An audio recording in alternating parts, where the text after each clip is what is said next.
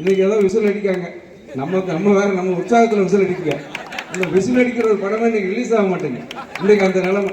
இதே நிலைமை புரட்சி தலைவர் எம்ஜிஆர் நடித்த 72 கட்சி துவங்கிய பிறகு உலக நெட்டுவாளியம் வரும்போது போஸ்ட் ஓட்டக்கூடாது, விளம்பரம் பண்ணக்கூடாதுன்னு சொல்லி தடை போட்ட நேரத்தில் புரட்சி தலைவர் ஒரு தீர்க்கதரிசி எனக்கா தடை போட்டீங்கன்னு சொல்லி அந்த படத்துல டைட்டில் சாங்க என்ன பாட்டை போட்டாருன்னா, இப்படை தோற்கும் எப்படி வெல்லும் நமது வெற்றியை நாளை சரித்திரம் சொல்லும் என்று ஒரு டைட்டில் சாங்கோட அந்த படத்தை விட்டு எந்த விளம்பரம் இல்லாம 250 நாள் 300 நாள் ஓடிய படத்தை அளித்த மகா திரைத்துறையிலேயும் வெற்றி கொடி நாட்டி அரசியல் துறையில இன்றைக்கு தமிழகத்திலே ஒரு சகாப்தை படைத்தவர் என்றால் புரட்சி தலைவர் எம்ஜிஆர் தான். உங்களுக்கு தெரியும், எல்லாம் பத்திரிகைகள் கூட இன்னைக்கு இலவச பத்திரிகைகளோட இதழ் இணைப்பு போடுறாங்க. நேற்று முந்தான தினத்தந்தில் போட்டான் சனிப்பயிற்சி பலன்கள் இணைப்பு உண்டு. நேற்று தினகரனில் போட்டான், முந்தா நாளுக்கு தந்தி, நேற்று தினகரனில், இன்னைக்கு தினமலரில் வந்திருக்கு. எல்லாரும் சனிப்பயிற்சி அடுத்த வாரம் தான், இனி 6ஆம் தேதி தான் வருதுன்னு பார்க்காங்க. என்னை பொறுத்தவரை அரசியலில் சனிப்பயிற்சி தொடங்கிச்சு கொடுக்கு. அதனால அந்த கிரகங்கள் மாறும், அவங்களுக்கு பிடிச்ச கிரகங்கள்லாம் மாறி போய் இன்றைக்கு திமுகவுக்கு மங்கு சனியாக, அனைத்து இந்த அண்ணா திராவிட முன்னேற்ற கழகத்துக்கு பொங்கு சனியாக இன்றைக்கு தமிழக தேர்தல் களம் இருக்கின்றது. இதுதான் ஒரே பதில். ஏன்னா நம்மளை பிடிச்ச பீடையெல்லாம் நீக்குது, பீடை பூரா திமுக பிடிக்கும். ஸ்டாலின் பெருமைப்படலாம். ஆக அனைத்து இந்த அண்ணா திராவிட முன்னேற்ற கழகத்தை சேர்ந்தவர்கள் வராங்க, அந்த கட்சியிலிருந்து வரான், இந்த கட்சியிலிருந்து வரான்.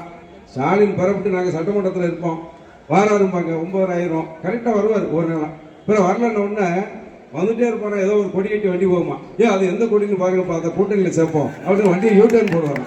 அது இல்லை கட்சி கொடி இல்லைங்க, அது வேற அமைப்பு கொடி, அப்படியாண்டு திரும்பி யூட்டர்ன் பண்ணுவார். இப்படி ஆளை தேடி தேடி பிடிச்சி, இது ஒரு பழமொழி சொல்லுவாங்கல்ல, புலிக்கு பயந்தவன் என் மேலே படுத்துக்கோன்னு சொன்ன மாதிரி இன்னைக்கு எல்லாம் இருக்கிற கட்சி, வந்த கட்சி, போன கட்சியெல்லாம் கூட்டணி சேர்த்துக்கோங்க, நாங்கள் வேண்டாங்க. இன்றைக்கு ஏதோ நீங்கள் பெருமைப்பட்டுக் கொள்ளலாம், இதெல்லாம் ஒரு நாள் செய்தி. இப்படி வர்றதெல்லாம் ஒரு நாள் செய்தி. நான் சொல்ல போல பயிற்சி ஆரம்பிச்சாச்சு. அரசியல் தேர்தல் களத்தில் தமிழகத்தில் பயிற்சி யாருக்கு என்று சொன்னால் அங்கே வக்கரச்சனி திமுக, நமக்கு பொங்கு சனி. இதுதான் இன்றைக்கு உள்ள அரசியல் சூழ்நிலை.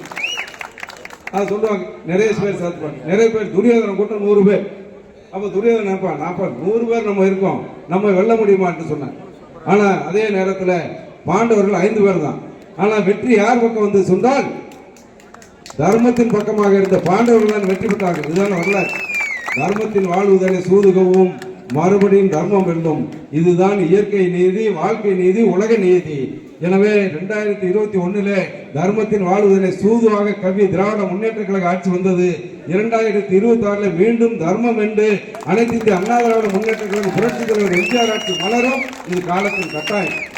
வாக்குச்சாவடிக்கு போங்க, எங்க என்ன கொடுத்தாலும் கொடுப்பான், அள்ளி கொடுக்க ஆரம்பிச்ச கொள்ளடிச்சு வச்சிருக்காங்க. ஆனா வாக்குச்சாவடிக்கு உள்ள போய் மக்கள் தீர்ப்பை மகேசன் தீர்ப்பு என்று பேரறிஞர் அண்ணா சொல்லியிருக்காரு.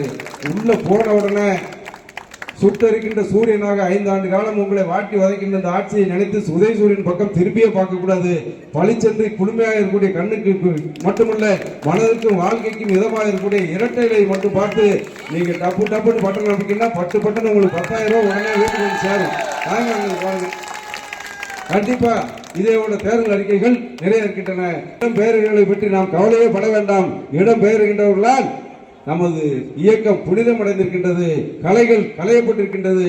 அனைத்து இந்திய அண்ணா திராவிட முன்னேற்ற கழகம் புடம்போட்ட தங்கமாக சுட்டு பொசுக்கிய சங்காக சங்கே முழங்கு எங்களுக்கு வெற்றி ஒன்றுதான் இலக்கு என்று பிறந்தநாள் சபதமாக ஏற்போம்.